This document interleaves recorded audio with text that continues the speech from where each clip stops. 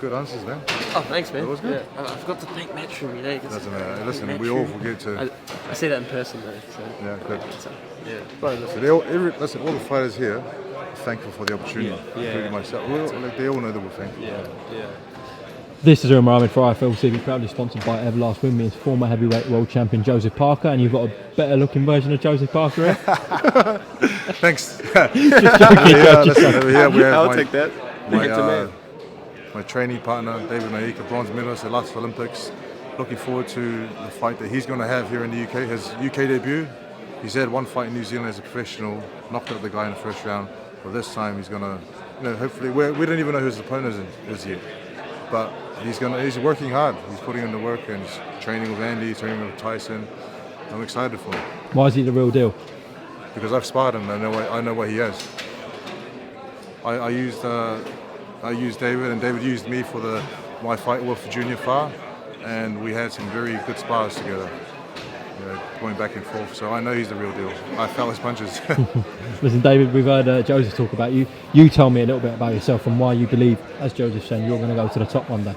Yeah, I've done my time in the amateur realm, and I feel like I've maxed out my potential there, and it's the natural progression. And I'm amongst some of the best company with Joseph, with Andy, with the Furies. It's been an amazing camp so far. So I'm feel totally blessed to be a part of this camp, and I feel like with this team around me, the sky's the limit. Any advice given from Tyson Fury to yourself?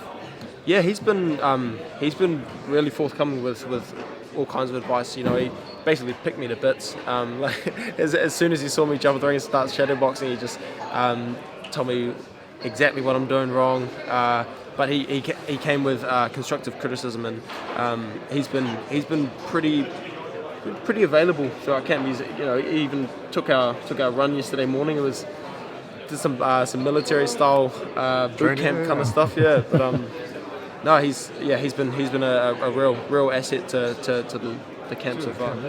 Listen, David Naika, we look forward to seeing you live on our television screens here in the UK and of course across the world on December 18th, and you must be buzzing to share a bill with Joseph. Yeah, absolutely. It's our second bill. Second bill together. Yeah, but this is What was the other one? Junior Farr. Yeah. It's our first camp together, and it's just great to be training in an environment where you got David, you got Tyson, you got Tommy, Isaac Lowe, Jason Puglia. We all got big fights coming up, and so we're all working together as a team, pushing each other, helping each other, and we're all putting in the work. I'm more excited about your fight, to be honest. And I'm excited about yours. It's gonna be crazy, man. And I totally agree with you. I don't think this one's gone the distance either. No. I think someone's getting knocked out. Listen, great to grab a word with you and grab a word with Joseph now. Yeah, sweet. Nice one. Right, how much are you going to pay the British board in the refs then? Listen, I think it's the Matchroom. They come up with the judges and the referees. I'm not sure what the problem was with the last referee. He did a good job. I think, with Derek, he was punching me at the back of the head a lot of times, so I feel like the ref didn't pull that up. But it doesn't really matter about the referee and judges. We're just going to go in there and fight and give it our best, and the rest is history. Why do you believe he thinks he was shafted? I think he believes that he won because he put on the pressure. And I watched the fight back. A lot of he caught me in the first round with a punch, which dropped me. Yeah, but a lot of the fight he did put on the pressure. He applied the pressure, missed a lot of shots, and also a lot of shots were blocked. So I'm not sure if that's how you win a fight. Like, do you win a fight from catching gloves and elbows and How did you score it when you watched it back, Joseph? I feel like it was a close fight, but I felt like I had 7 rounds, 7-5. So. Do you believe him when he says he hasn't watched the fight back? No, he's watched the fight back. Every fighter out there has watched their own fights. And you pick up things when you watch your fight. He may be saying that just because he wants to be in the group of people who don't need to watch fights back, but I think every fighter watches fights back. And is the sacrifice of leaving your family, your loved ones, all the way back in New Zealand and basing yourself in Morecambe with the Furies with Andy Lee, is that paying off right now? It's paying off. The sacrifice is paying off. I feel like I'm making the most of my opportunity training here in the UK with Andy Lee. Obviously my coach, Tyson Fury, David Naika. There's a whole team of us that are working very hard, pushing each other, helping each other. It's just a great environment to be in, and I am making the most of my time away from my family because it's very hard to be away from them. And come December 18th on Fight Night, you believe you knock out Derek Chisora? I believe that if I land a clean shot and a proper shot at the right time, I can knock him out. Like any heavyweight can knock out any heavyweight. You've got no power though. Huh? Thought you've got no power Listen, though. I have no power, but with these hands, with these pillow hands, I can probably knock him out. I will knock him out. That's what they used to say about Tyson Fury. To be fair, he couldn't punch. Yeah. Listen, he put on a great fight with Wilder. Probably one of the best fights I've seen live heavyweight fight. But I just want to say that this rematch is going to be a great rematch because it's the opportunity to show improvements from the first fight to the second fight. I know I've been working on a lot of things. I know a lot of people haven't seen it, but I'm excited to show it. And if it all comes together on Fight Night, it's going to be a great night.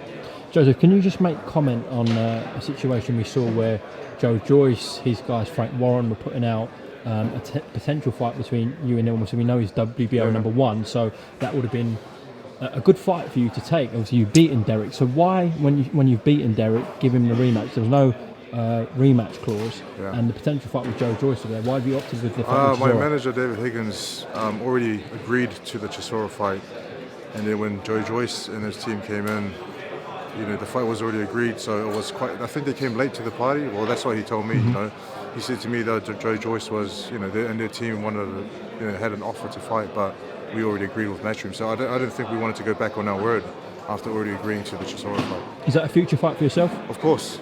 Joe Joyce has done incredibly well with the fights he's had. Ranked him. His ranking is right up. He's at the top of the WBO, and I'll love to fight him one day. If that's the next fight, I'll take it with both hands. Just a couple of more things before we wrap up. Talks about a potential fight between Tyson Fury and Dylan White. Obviously, someone you know very well in Tyson Fury, and you've shared a ring with Dylan White. How do you see that matchup, honestly, Joseph?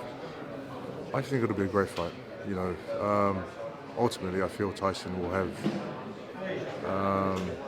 It'll be better. He's come out on top, but Dylan will always put on a great fight, and he's always entertaining, and he always backs himself. So it'll be an entertaining fight and an action-packed fight. Okay. And to switch topic again, we haven't spoke to you on IFL since Anthony Joshua lost his unified titles against Alexander Usyk, and there's been a lot of talk about him potentially finding a new trainer, etc. What did you make of his loss? Do you think he can get his titles back, and also the trainer situation? He's lost his titles and he won it back. He's lost it now, and that fight was a great fight. Usyk put on the best performance in his career.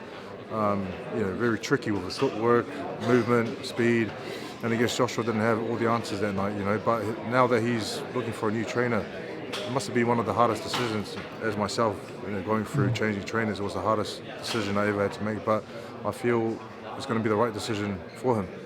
Because you can learn a lot from other coaches and take a lot in and, change it. Like Andy said before, it only takes a few changes to make a big difference.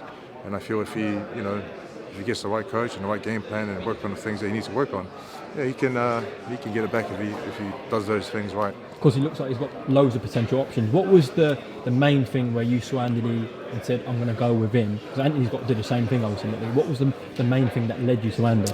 I was talking to a few coaches and a few different teams. What made me go with Andy Lee is I called Tyson Fury and I said, hey, who do you think I should train with? And he said Andy Lee, so that was it.